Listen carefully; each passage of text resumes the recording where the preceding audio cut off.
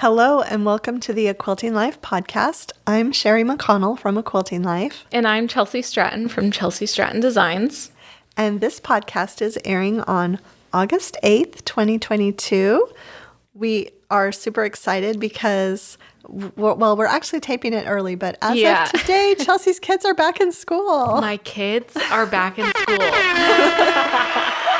Yes. It's a very exciting / nerve-wracking day because I have a kindergartner in school for the first time. Yeah, they're all in school, guys. All at the same school too. Yes. I was telling Billy I'm really excited though because we can maybe film a little bit more on different, days. So it'll be kind of nice. But yes, we're very excited. Bittersweet because my youngest is now in kindergarten. So yeah, he's very, very excited. Yeah, and it's really interesting because Billy and Candace and you were all at the elementary school at the exact same grades as your children are. Whoa. Yeah. Oh, really? I did not even realize this. That is so it's true. Just that I had a baby at home too. So, yes. Yeah.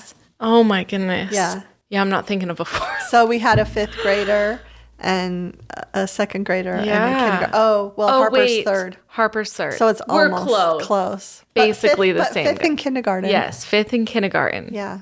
That is so wild. Yeah. Oh my goodness. Yeah. Anyway. Exciting times, you guys. Yes. Well, we have a lot to share today. Let's just get started and have you talk about the quilts. Yes, let's jump into it. So I'm just so excited that we could finally share Simply Delightful, and we have loved... That's the perfect music. We have loved sewing with it and being able to share it with everyone. So I know everyone got a glimpse on the last podcast of these quilts, but we're going to take a closer look. So on the wall today, we have Dazzling, and I absolutely love star blocks. I know Mom does too. So this is kind of a fun twist on that. And what I love about it is you're mixing 2 different prints in one block, which is kind of nice. So this is Dazzling. It's fat quarter friendly. It's 70 inches by 70 inches. And I did use the tone-on-tone background. It matches the Bella 200. And the beautiful quilting was done by Marion Bott. And I love this design so much. She did it on one of Mom's. One of mine too. And yes. Actually, both of the quilts I have today, she did the same one. Yeah. And I love it. Do you know what it's called? I don't know, but it's kind of like questions. Yeah, I will find out because it's kind of like that Baptist fan type of look. But with the little bubbles. But with the little bubble circles in it, which is really cool. Yeah, it's really cute. And then I will clarify, Mom did the binding on all my quilts. So that's why it looks so pretty. Yeah. So Dazzling on the wall. And then on the table, we have Friendly Blooms. And it is patchwork. So cute. Blocks with flower blocks. And I will say I've had some questions. This is jelly roll friendly and also some fat 8s for the flowers and some yardage. But 59 by 69 inches.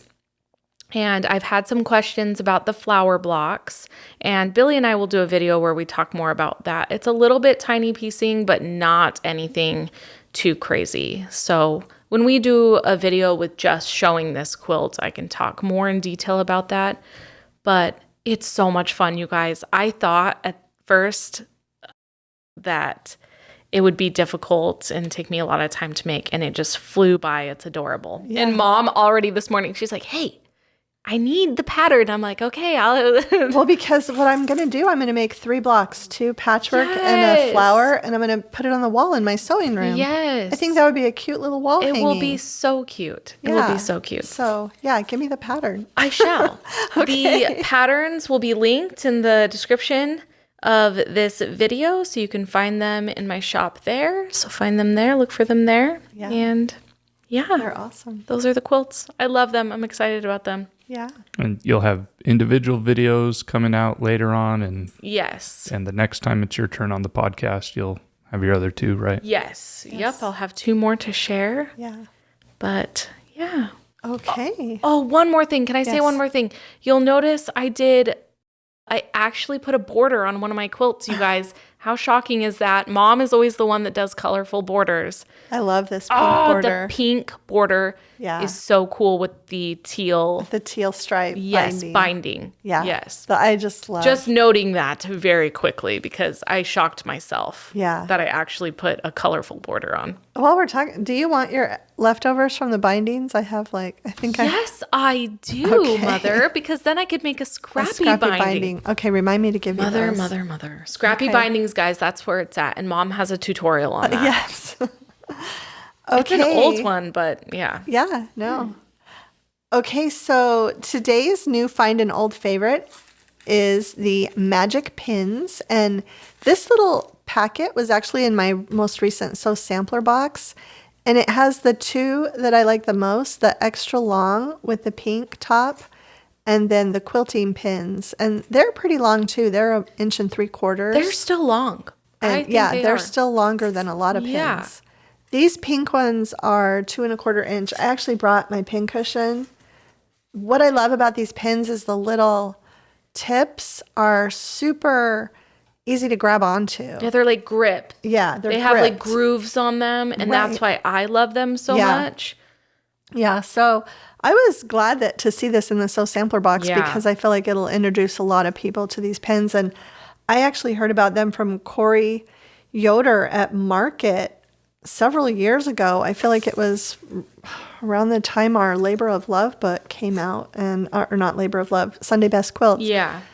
And I've been using them since then. I went right home and ordered some from Back Quarter Shop, and they're my favorite. So really great pins. They're the ones I use all the time. I just got the pink ones, and that was the first thing I noted was the blue already. I'm like, yeah, these are super long, but the pink are even longer, which is super nice. Yes, I think they're about 1/2 inch longer. Yeah. So I love them. Yeah. But yeah, the grips make me feel better about not like losing a pin or. Right. Yes. So that's the new find.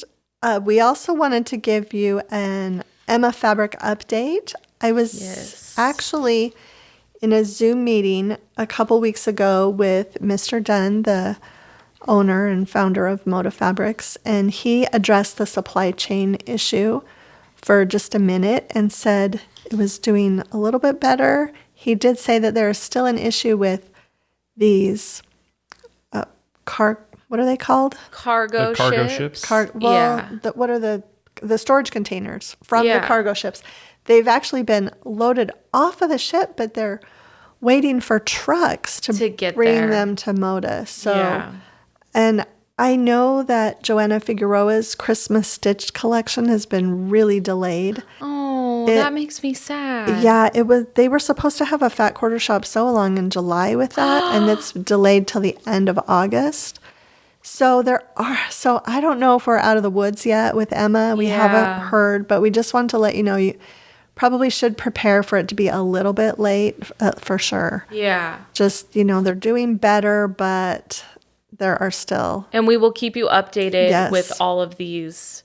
Yeah, I definitely don't feel like it's going to be August. I feel like, wasn't that our original ship date, August? Yeah. So I think we're looking at September, October. So but I've had a couple questions about it. So. But we will keep everyone updated about that. Yeah. And now I think Billy has some things to share that came in. Yeah. I'll actually do my part first, and then I'll jump into the listener quilt section, our new section here. Okay. So one thing regarding me, since my mom and sister have already mentioned, Chelsi's kids are starting school today when this is released. We're recording it earlier, like they said as well, so they're not in school right now. But now that they are in school, or going to be in school, that will give us now a chance to actually film that project that I've mentioned, or even before summer started, that Chelsi and I are going to do. So with that free time, she'll be able to come over here for a whole day, and we'll be able to knock that out pretty soon. So hopefully by sometime in August, that will be released. And then the other thing I mentioned when we did our goals, mid-year goals review, I said, oh yeah, I remember I was going to be more active with the Facebook group. And by the time this episode airs also, I'm hoping to have all requests approved. I've broke it down to like trying to get 100 people approved a day. Oh, wow. Here's the thing. If you are listening to this and you want to join the Facebook group, please, please, please answer the 3 questions. It's what's your favorite quilt block? How long have you been quilting? And even if you don't want to share those, just put NA, but it lets us know that you actually read and typed in something in those questions. And then the last question is if you will abide by all the rules of the group, basically just keeping it quilting oriented, nothing religious, political, just the group is for quilting and all that. And no selling products and stuff like that, right? Is that pretty much that's pretty much it. Yeah. So if you answer all 3 of those, it's a really quick approval, because then I know it's a person who read it, answered it, and I can approve you really quick. It's when people don't answer those that it takes more time to investigate, just to make sure that we're not approving a bot or somebody that's, trying to mess up the group. So that's what takes time, and that's where it's sort of got backed up. So just for those of you who have already asked, you should be approved by now. If not, and you want to in the future, please answer those 3 questions. It'll make it a lot faster of a process. So Thank you for bringing that up, because it really is a great group. People share some amazing quilts. With our fabrics and with our patterns. Yeah. And sometimes they'll use our pattern, but somebody else's fabric. But it's still amazing and very inspiring. Yeah. And sometimes there are scrap quilts with a bunch of our collections put together that are just incredible. So that's what we created it for, and that was what the purpose was. And a space where everyone can get together and share their creativity. Right. Yeah. It's well said. Oh, thank you. Okay, so now I will move on to the next section that we're going to start sharing. And I showed Chelsi these quilts before we recorded today, but I will pop them up on the screen. So the first one is actually we have 2 stories to share, and they're both named Robin today. So, so the first one though is regarding the Coral Garden quilt from my mom. So I'll go ahead and read some of the email as well. Hi, Sherri, I'm sending you pictures of my finished quilt top. This project made my heart so happy. I wanted to make it the moment you unfolded it in your video. She made it larger, 100 inches by 100 inches, and she said it was a challenge because she didn't order enough cream fabric. But she got the print fabrics from a couple different places, local shop, Fat Quarter Shop. She said, I used only Moda, and I hope you can see that I used a lot of Sherri and Chelsi fabric. I used a stripe in the inner border. Not sure if you can see it. I love the softness of the colors, and your prints are so pretty. My sewing machine is a new machine. It's the model my mom taught me to sew on. And so she mentioned some other mistakes she made along the way, but we can see it came out really good. Yeah, it's beautiful. And the pattern for that quilt is actually in a Moda Martingale All-Star compilation book with lap quilts. So yes, she made it quite a bit bigger because the original quilt is not that big. So yeah. And then she also sent a picture of a peppermint twist, which is your fabric, Chelsi. Yes. And she made it with summertime fabrics. She said this pattern was a lot of fun too. And thank you for all you guys do and all of your time. So there's, I have your quilt, the peppermint twist up there. But you said that sort of threw you off because it was a Christmas quilt? Yeah, so it's initially? in our Home for the Holidays book. And I loved seeing her do it in summery spring fabrics, which really I was like, whoa, this is so cool. And it kind of shows that pattern can be used with any fabrics. It was beautiful. It's beautiful. Right. I loved it. Yeah. Peppermint twist is from the Home for the Holidays. Right. And since you brought up Home for the Holidays, we should also just give a quick update. We will be starting that sew along this fall. We both have our quilts done. Mine's quilted and bound. Chelsi's is at the quilter. And we will be coming up with a PDF of fabric requirement. It might be, if it's available now, we'll have it in the description below. If not, it will be available shortly because this isn't airing till August 8th. August 8th. Yeah. So we might have that ready by then. Yeah. But we'll also be we will have all that information for you if you want to start gathering fabrics, Chelsi did a red and green Christmas version. I did a multicolored version using Emma fabrics. Yeah. And yes, so that is still happening. We've actually already filmed some of the videos. Yeah. So, It's going to be so much fun. Yeah. I love that we both have 2 different versions. Right. That way it gives people options to kind of see what they can make out of it. And And we can probably pop up a picture right here of my quilt because yeah. Okay. Mine's still at the quilter, so we can show moms. Yeah. So, and if yours gets back before he edits this video, we can pop that one in too. Okay, sorry. Awesome. No, that's good. Yeah. Lots of things today, guys. Yes. Definitely want to promote that so long. So, okay, the next person that we're going to share here, it's actually not, we're going to show a picture, but it's not a quilt, one of your patterns, but it was a neat story that was sent in to my mom about someone else's quilting journey, and it goes along with what you guys were talking about a couple episodes ago, finishing those works in progress, over a long-term period. So again, this is from another Robin. She said, I'd like to tell you about my quilting life. I learned how to hand piece and hand quilt in the 1990s from a lovely elderly neighbor when I first moved to Memphis. Under her direction, I made 9 quilts by hand, the classics including Trip Around the World, Log Cabin, Double Wedding Ring, and my 10th quilt was a red and green Ohio star with Christmas prints. The top was finished and the backing was prepped, and then life got in the way. Each year I said to myself, I will get my quilt ready for next Christmas. And then she sort of paints a nice picture here. She says, imagine the following animation. The calendar pages tearing off as the years turn into decades, turn into a new century. When it was 2021, I said, in all caps, enough, I don't have to hand quilt my Christmas quilt. She said, I can send it off and have it quilted by a long arm service. Luckily, there was one in Memphis, and in 2 months, my quilt was finished. It was on my bed this past Christmas. So the picture of that is up now on the screen. And then she continues and says, since then, I have given myself permission to return to quilting with all the modern bells and whistles, sewing machine, rotary cutter, rulers. Your books, planners, website, blog, and Etsy shop have given me much inspiration. And that's pretty much it. So she goes in a little bit more, but that she quilts on Sunday. It's her personal time and her happy time. And she says, thank you for all your creativity. It's going to good use. Yeah, I loved that email. I love this so much because it is so okay to hold space for the beginning part of your journey, but still embrace the new. Right. It's awesome. I love that story. Well, and my grandma, your great grandma, she hand quilted she never sent Everything. A quilt out to a quilter I ever. know.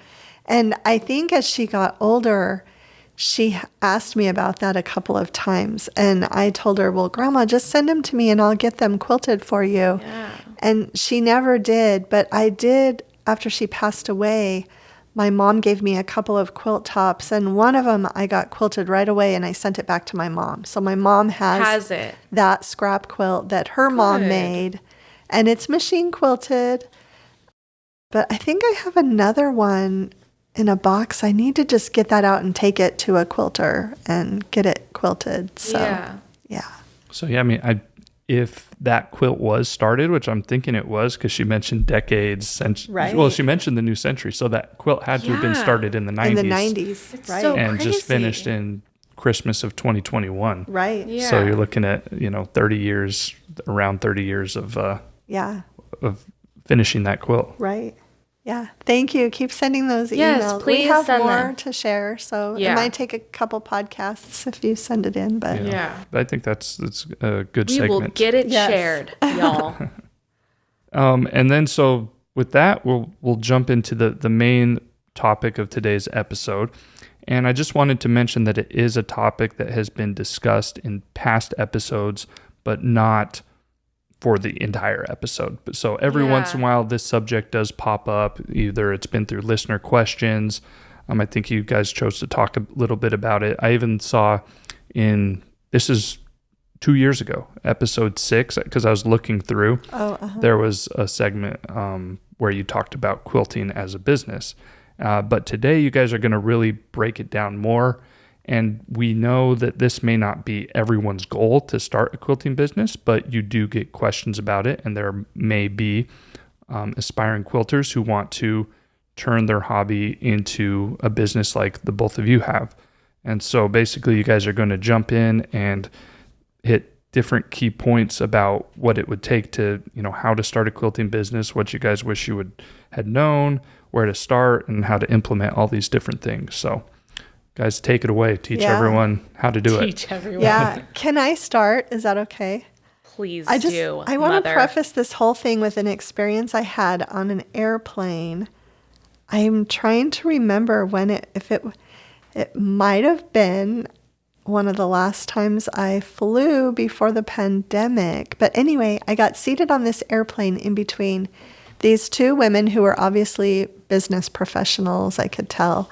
And I thought about the orthodontist. Yeah. Oh, so best story, you guys. Okay, sorry. So one of them was an orthodontist and the other one was an ophthalmologist.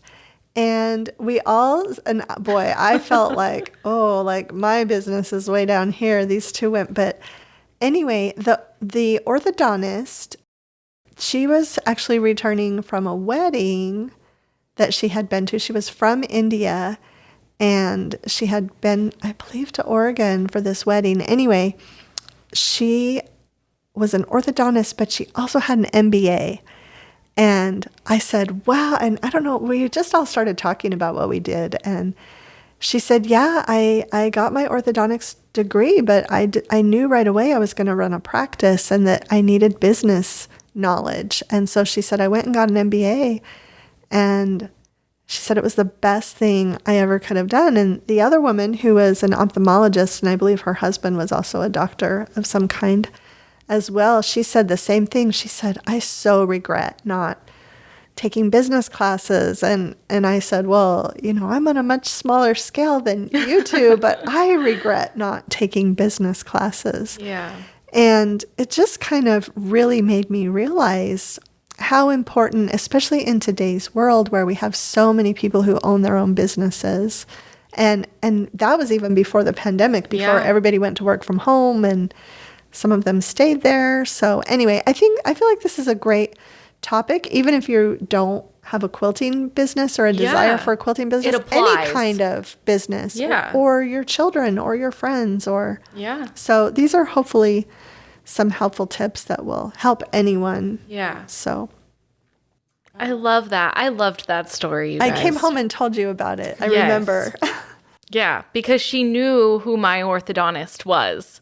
Right. Yes. I mentioned to her who your orthodontist was, and she knew him. Yes. So small world. Yes. Small world. So, and there also, I just want to clarify too, there are so many aspects to this. You might want to be a pattern designer. Yeah. You might want to be a fabric designer. You might want to sell quilts or bags that you've made. Yeah, you might want to open a quilt store. Right. Like there's so many avenues that you can take. Right. Whatever your business idea is. Exactly. There is blogging, there is podcasting, there is YouTube. It's all business. There are so many avenues. So where do you want to start? Do you want to start with what you wish you had known prior? Yeah, because after I got the outline and was reading them, 1 and 2 kind of go hand in hand for me, really. Okay. But I think we should start with number 2. I think, and that is what you wish you had known prior to starting your business. Right. And the first thing that popped into my head was, it is a journey, it's not a race. It is not. I love that. Oh, thank you. Thank you. And I think when I first started, I thought I have to go 0 to 100 because I had this example, and Mom is not, oh yeah, my business. That is never how she has been. I just really, really admired her quilting journey, and there was a lot I knew I could learn from her.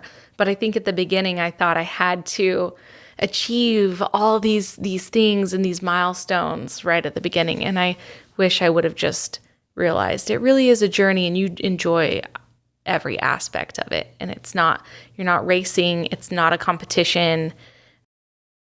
Yeah.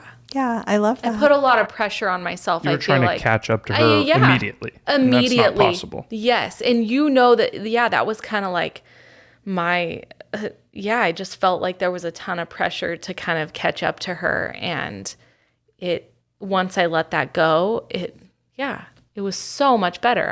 I love where I'm at. I love where I'm going. And I think that is really, really important. Yeah, I love that. I feel like I'm almost the opposite. I kind of unintentionally started this business. Yeah, totally. I've said before, I really did start the blog just to keep track of my projects. And it was actually prodding from other people that to do it.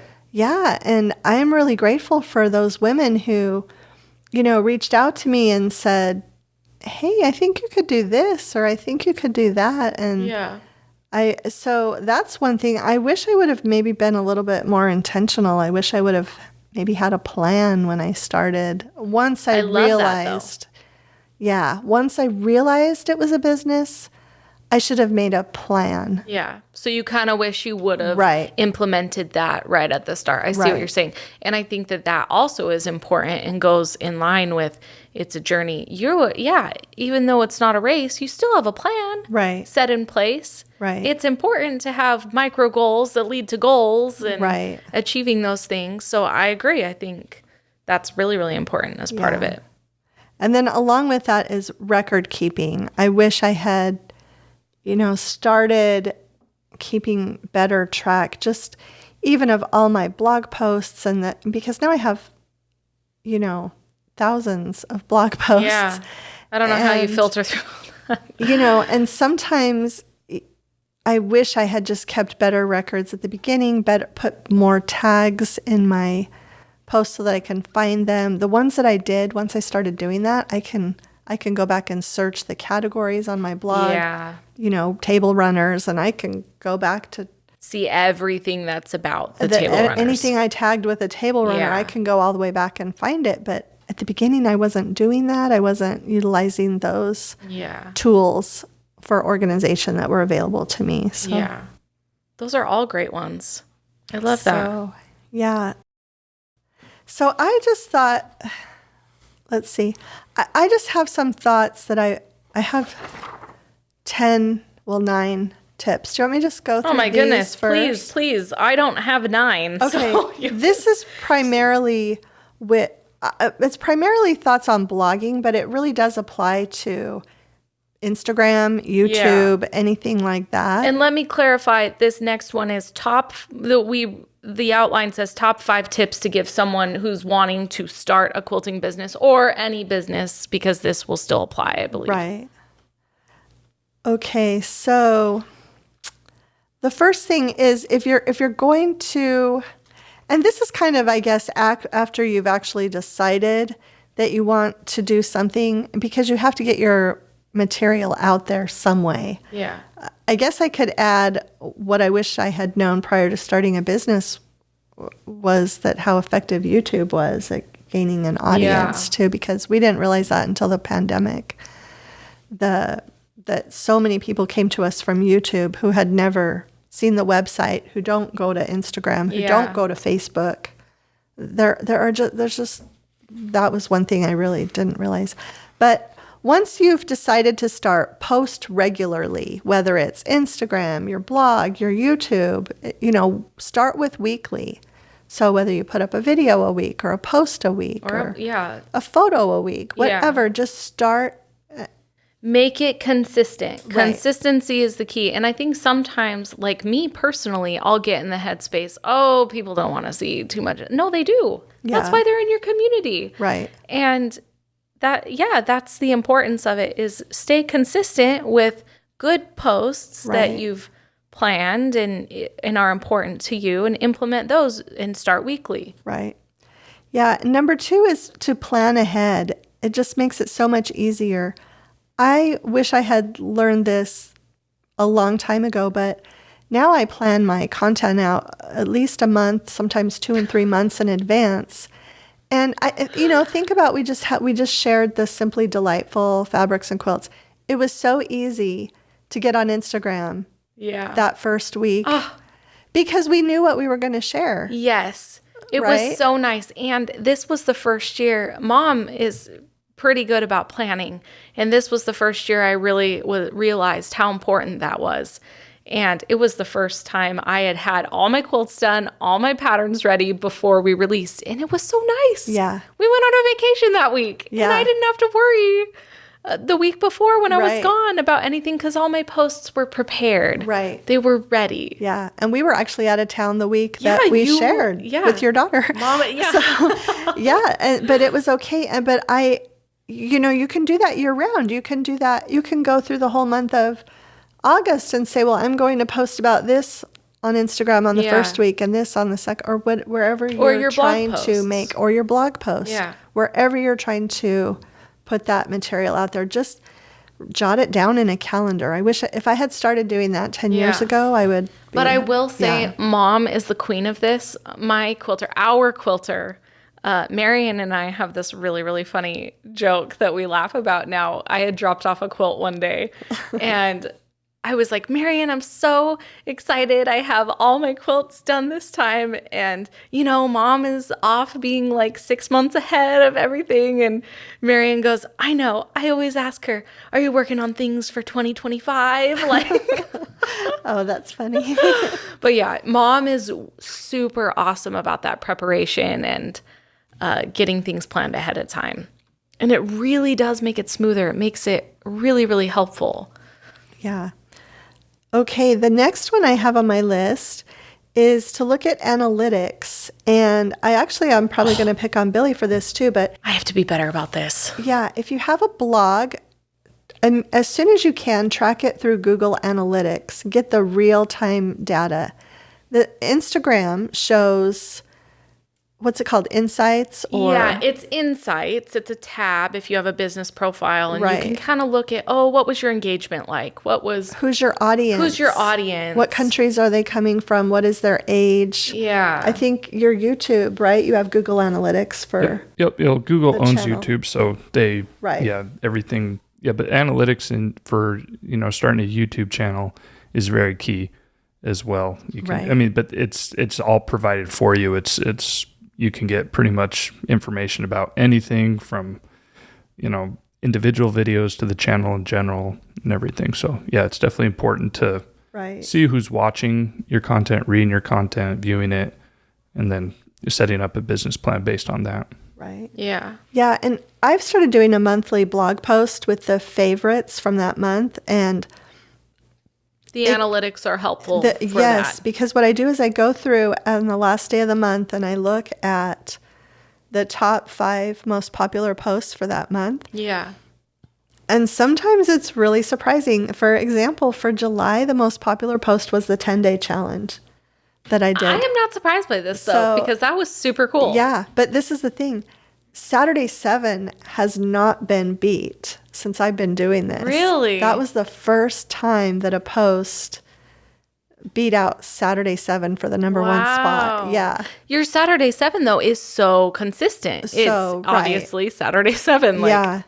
So that was really interesting. But if I had started doing that earlier, looking at those stats, looking at what people want to see a lot earlier, it would have helped me plan my content a lot more easily. So the next one is really, if you really get into it, work on search engine optimization. That is primarily for blogging, but also for YouTube. You can optimize those titles. I know Billy is really good about trying to get the main topics that we share into the title. So if somebody's searching that topic, they can easily find it. Right. Yeah. Let's see. This one actually start an email list. Oh. So are you calling me out? I'm kind of calling you out. I need to do it so bad. And I'm shocked I do not have one. Absolutely shocked, because I have so much that needs to go out in an email list. I should have done that a long time ago. It will happen. Yeah. This week. So I use MailChimp. A lot of people swear by ConvertKit. So there's pros and cons to all of them, I feel like. So, but yeah, you should, and even if you only send out a monthly newsletter, just start getting an email list of people that want to hear what you're up to. Now. So I'm putting lots of exclamation points. Yeah. Okay, Mom, it's going to happen. Okay, this one I've talked to you about before too, but I'm getting called out today. For my blog personally, about 7% of my traffic comes from YouTube, but another 7% of my traffic comes from Pinterest. Oh, gosh. And the only way I feel like to use Pinterest is by using Tailwind, which is an app where you can upload all your photos and it will automatically post them onto Pinterest for you at the best time. Tailwind also works with Instagram now, and there are other apps too, like Plan and Planoly. Yeah. And just do the research, and if you don't have time to do it every day, do the research and get an app where you can schedule everything. Yeah. But Pinterest is huge. It is. Yeah. And I do know that, but yeah, I need to implement. Right. I was doing so good with Tailwind and then fell behind. But it's great because with Tailwind, you plan ahead, which means you don't have to worry. The pins just go out planned every day, set amount of hours. Right. And your pins are just going up on Pinterest constantly. Yeah. And you can send people to your blog. You can send people to your YouTube. You can send people to your shop. Wherever you want to send them, you can change that address through Tailwind with the photo. And, you might get millions of views a month. It's really, really a good method. Before we kind of move on to another topic, I just want to say, don't believe anyone who tells you that blogging is dead or any other similar sentiments. I have had so many people say that, oh, I'm going to quit blogging because it doesn't matter anymore. Or I'm not, everybody's on Instagram, so I'm not going to blog. And let me just tell you, I read an article and it said the very best time to have started a blog was in 2007, 2008. I started my blog in 2008. But those same experts will tell you that the next best time to start is now. Blogging is not dead. You need to have a landing place. Yeah. Even if you only update your blog once a month, you need to have some type of a site if you're going to have a business, whether you're long arming or anything, just a place where people can go. It is really important, even if you think you aren't getting views or you aren't getting comments or anything. You will never regret having a home base for all of your stuff. And I was one of those people. I'm like, Mom, it's a lot of work and I'm not getting anywhere with it. And I've been posting a lot more blog posts this year. You'll never regret having that. Right. Well, you'll never regret it. Let me push back just a little bit. I'm not saying that blogging is dead, but there are people that might be starting a business that may not be natural writers or like writing, but you do need a website. Yes. And I think website, your blog is essentially your website, Mom. Exactly. And you use it for both things. Right. You can access your Etsy, and I know you guys do your sales on Etsy, but even if you don't blog a lot, definitely, if you're serious about it, website design is key to make something that looks nice for people to come to, where if you do start designing patterns, to make something that's accessible there. So even if you're not like a natural writer, don't like the idea of writing, I think a lot of websites now do have little blog sections, even if it's not a natural blog, I guess. I don't know. Right. Yeah. There's something where, you can do little updates here and there, and that's important to have. But if anything, having like a website is definitely going to be key in today's business world. Yes. Right. Website Agreed. / blog. One in combination with each other, or yes, I agree. So important. And you look at even large companies, and a lot of them have that. They're not a large company without having a website. Yeah. So definitely. yeah. And it's easy to, if you start getting a lot of questions about the same topic, you can put it there, and then you can just always refer people to it. Yeah. Right. Mm-hmm. So there's a lot of freelance web designers that will help small businesses get started. Yes. Obviously huge corporations or bigger businesses are going to spend a lot more money on their website, but if you're just getting started, you don't need to spend a fortune on it. You can find someone that just knows what they're doing and help them, or have them help you. Right. Yeah. Yeah. I mean, I actually used designer blogs right at the beginning, and they're still a small female-owned company who they still design blogs for people. They have several different designers, and I would recommend them to anybody. So, and I know there are other companies like that. Yeah. So, yeah. Okay. So if you were to, I know again you started with the blog, but if you, let's just say, what's the most important thing for a quilting business to start? Is it, if you're going to start a quilting business, does that mean you pretty much have to be at least a pattern designer? Or there are people that just buy and sell fabric, but that might be more brick and mortar. I feel where's the most important thing to start? I feel like because there's like kind of a few different ways you could go with that. Because say you're going to be a long arm quilter, that too. Yeah, you're going in a totally different direction. Right. But obviously long armers love quilts and love quilting patterns too. But their focus is like the long arming. But I agree, if you want to be a pattern designer, that's 100%. I would start a pattern company before you started designing fabric, just because I feel like they go hand in hand. Right. My story's a little bit different, but just because. Yeah. Right. But yeah, I agree that. But yeah, does that make sense? You know what I'm saying? Like, there are a few different ways you can, in the quilting world, start your business, which are different avenues and steps you would take. Right. Well, and I actually did some of I did sewing for designers and pattern testing. That's a really great way to get involved. The problem is there are a lot of people trying to do that, but just keep reaching out. Keep reaching out. All the time. I still see, at least once every month or two, I'll see some designer asking for sample makers or pattern testers. Lots of moda designers. That's a great way to kind of get your foot in the door and see if you're passionate about it. Yeah. See, if you're testing someone's pattern and you don't like it, you probably don't want to be a pattern writer. Yeah. Maybe you want to sell fabric instead, or maybe you want to just sew the quilt. But just keep your eyes open and follow the designers that you love what they're doing. Follow them on their different social media platforms and watch for those opportunities. Yeah. I've loved seeing that. I've seen a couple people too who started out designing patterns. They loved to quilt and thought, you want to know what, I want to design my own pattern. Right. But then I've seen a couple of those people move to, you want to know what? I'm going to design a pattern, but I'm also a wholesale buyer, and I'm just going to kit my pattern. Right. And then they just sell kits of just their patterns. Right. And it's really cool. I've loved seeing that on social media.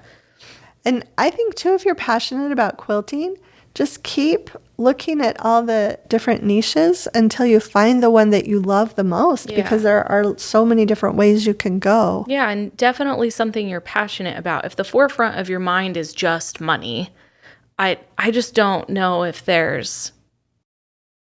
Do it because you love it. Right. You know what I'm saying? Like, the money will follow. The money, thank you. The money will follow, because when you are... I have this true belief, if you're passionate about something and creativity is something you're really passionate about, it does follow, because it follows, creativity blooms, and then that opens up. It really does. I was just going to say the same thing. Don't worry that you're not creative enough. Creativity grows. It develops. Yeah. It changes. I feel like if nobody started because they didn't think they were good enough, we wouldn't have everything that we have out in the world. Exactly. So, and those thoughts that you have that, you're not, don't believe them. Do it because you love it, and push past that mentality, because it's a really hard mentality to push past. I've definitely felt that. Right. And, just keep moving forward. Right. It's a journey. I think that kind of moves us into the fifth topic that we have here, because with everything that we said, it's also important to say no sometimes. And that is something that took me a long time to learn. And I don't if I said yes to something and I did it and I kept doing it, that's all on me. I'm not one of those people that is going to pass blame. But I do see in this industry a lot of people doing a lot of work and not getting paid probably what they should. So learn to, and sometimes you might want to do something for free because, hey, you're learning from it and you're getting experience, and that's okay. But just know when it's time to stop that and move into being paid for your experience. For your work. Yeah, and I will say, I have appreciated the times that I have like voluntarily joined something because I needed that experience. Right. And I needed to learn from that. And that was great. But the importance of saying no is huge. There are sometimes it's not worth it. Yeah. And recognizing that you want to know what, my work is valuable. Right. My time is valuable. Right. That I need to be paid for this. Right. And you will get really burned out really quickly if you just keep saying yes to things that don't actually bring you joy and fulfill you. And it's okay to pass up on things. Yeah. I think for a long time, I even was complaining because I'm like, I said yes to this. And that's when Mom introduced me to Gregory McEwen's book, Essentialism. And I make just specific things priorities. And I say no a lot more often. But I'm happy to say yes to the things I'm super excited about. Right, so, right. I love his advice where he says, do you want to do this tomorrow? Yes. And if you don't want to do it tomorrow, say no, because even if sometimes I think we say yes to things that are 3 months down the road. Yeah. Oh, this isn't until September. Right. It's and you say yes, and then it gets August and you start dreading what you have to do. That you had this commitment and you just don't want to do it. And so always before you say yes, say, would I do this afternoon or tomorrow? I should have remembered that one. Yeah. Would I do this? Would I be happy to do this afternoon or by tomorrow? Right. And if it is not by tomorrow, say no. Yes. It is okay. But this is all coming from a business perspective because, just keep that in mind because if you're not just as a business, if you're not looking at it as a business and you do it as a hobby, then obviously you're not doing it for money at all. Right. So I'm just saying, but I think a business perspective. You can take it though from a hobby perspective too, because you don't want to burn out your passion for something because you do too much. True. And it's just saying no, not because of the money. You're just saying no because of the time. Yeah. And you don't want to overextend yourself and have yourself doing 20 different things and you can really only handle 10 or something. Exactly. Right? I'm glad you brought this up. I just had an email this past week of someone telling me how much they loved the new patterns and things and that they had bought actually this Friendly Blooms. They bought this one and they said, I won't be making it now because I already had things coming up, but I really, really love this pattern, but I'm not going to be making it now. And I think, you can be overwhelmed with all of the new, all of the things that you're seeing on social media. And I have to make this because it's new and it's exciting, but no, you gotta. I mean, I'm thinking like if someone really liked your patterns and your fabric, but maybe they like 3 other designers' fabrics and patterns. I mean, you're looking at like 20 quilts. Yeah. And I don't know, but I'm sure there's people that can do it. But I'm also thinking you probably got to choose your top 2 from each person and make those because you might not have enough time. And then you'll get to a point where you're not even enjoying doing that what stuff. You're doing, your passion. Yeah. Or like what I'm going to do with this quilt. I'm going to make 3 blocks and make it a wall hanging. Yeah, she's not making the whole quilt. I love because I don't have time to make all the quilts I love. Yeah, and it's almost like you're compromising with yourself. Right. Okay, let's compromise. I love this so much. Right. But I have a bunch of other things on my plate. Right. Let's do a wall hanging. Right. And because I think do it would table be runner. Super cute as a wall hanging. Yes, it will. Totally. Even a 9-block wall hanging, if you wanted a bigger one, would be cute. Maybe I'll make the 3-block and then I will say, wow, I really want a 9-block for my kitchen. Yeah. Who knows? You compromise. Yeah. So, but the importance of saying no, just in life in general, like, Billy brought up with a hobby, but also in life. Yeah. There are limitations. Yes. That we all have. Yeah. And I just someday wish Greg would like magically appear on our podcast. Oh, yeah. Wouldn't that be fun? Oh my goodness. Yeah. He would You be never cool. know. You never know. Actually, Laura Vanderkam has a book coming out. It's called Tranquility by Tuesday. I think it comes out in September. Oh, yeah. And she has these 9 different, I was able to be in a focus group. You told me this. Yeah. Yes. So she has these 9 different steps for your week, but it really applies to your personal life and your business. Yeah. So I'll when that book comes out, I'll be recommending it to everyone. So yes. But yeah, I hope some of these tips have been helpful for any of you who are thinking about turning part of your part of your quilting passion into a business. Yeah. In some form or another. Or, I feel like sometimes we do that. I just thought of something else. There are people that just bind people's quilts for them for a fee. Yeah. There are That's so cool. Yeah, and I can't remember what Mom, are you saying something? No, but I heard the going rate, and I'm like, wow, I could, Yeah, she could really, we do trade photography, Yes. just letting everyone know. Yes. But Mom, I mean, So I don't just know. if quilt. she's gonna- There's actually a market for quilt binders. Yes, for people who will just Interesting. do the binding. It's a lot of work. Yeah. Mom It even is. told me after my last one, she's like, my arm is so sore. Yeah. I said, that was a big quilt. Yeah, Sorry. and you charge Probably by was. the inch. Yeah. So, Oh, interesting. I think it's like 22 cents an inch is the going rate. Wow. What? Yeah. Oh my goodness. This that's is interesting. awesome. So- Hey, new quilting business ideas, you guys. Well, yeah, So, I think yeah, that's it would good. be, quite a bit of money. Mom's like, hey, that is The photography is well take worth me it. to lunch, please. Yes.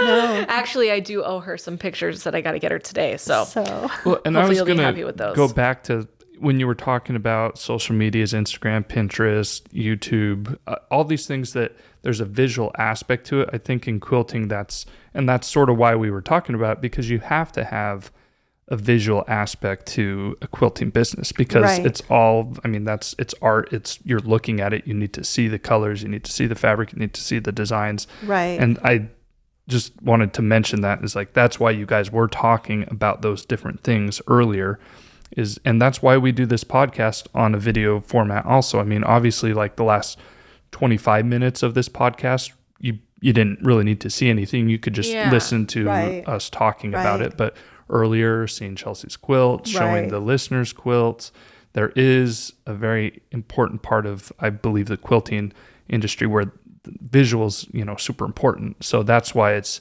also important to look at those things like website and other ways to show your work, whether you are a long arm quilter, designing patterns, doing something with fabric, or even binding, showing the work that you do Right. will be important for people to see. yeah, Yeah. 100%. Yeah. And it is helpful to have photography skills, but with modern phones, it's really put good photography, made it available to everyone. Yeah. You don't have to buy a DSLR Yeah. to take a good picture anymore. I So- actually just finished making presets. Oh. So that when I edit our quilting pictures, I just Oh. click on the preset and it's already done. Wow, I didn't know you knew how to do that. I know how to do that. Wow. I'm going to teach you how. Yes, I need to learn. I'm really like, yeah. I was very Awesome. excited. It's so nice. Oh, fun. Okay, well, is there anything else we want to No, I thought that episode was great. think it I was loved good. all these things that we talked about. And again, we do get these emails and these questions all the time. Now we'll be able to refer people to this episode, Yeah. and we'll be back with our regular quilting. yeah. Or if there's Topics. any other like ideas that other listeners have heard of quilting businesses or other Yeah. things you can do to make Bring money them in the up. quilting industry, leave it in the comments, and Yeah. we can review Yeah. those and see if there's anything else that we didn't even think of. Yeah. I felt especially- like we could have kept talking. Right. There's so much more I could still talk about. But Yeah. And especially with the holidays coming up, there may be those of you who are looking for ideas to make a little extra money. And Yeah. if people share in the comments, that would be a great way yeah. for you to, I know a lot of people can sell small handmade objects at craft fairs. Yeah. And do really well during the holiday season. Yeah. So, yeah, lots of ideas. If you Yeah. have an idea, like Billy said, Please leave just your feedback please. and questions and everything. Yeah. Okay. Well, our next episode is going to be airing on August 22nd. We're going to have a third episode this month, 3 right? episodes in Yeah. August. Okay, so listener questions. Listener questions for the Please. 29th. Please send them Yeah. in as soon as possible. I've had a few DMs and emails with some, so I'll get those to you. Okay. Yeah, because we'll probably tape those 2 episodes. We usually tape a listener question episode along with Yeah. another episode. So, yeah, the sooner Yeah. that we can get those, the better. All right. So thank you for joining us today. This was an awesome topic, I felt like, Yeah. about quilting business. So thanks so much for stopping by.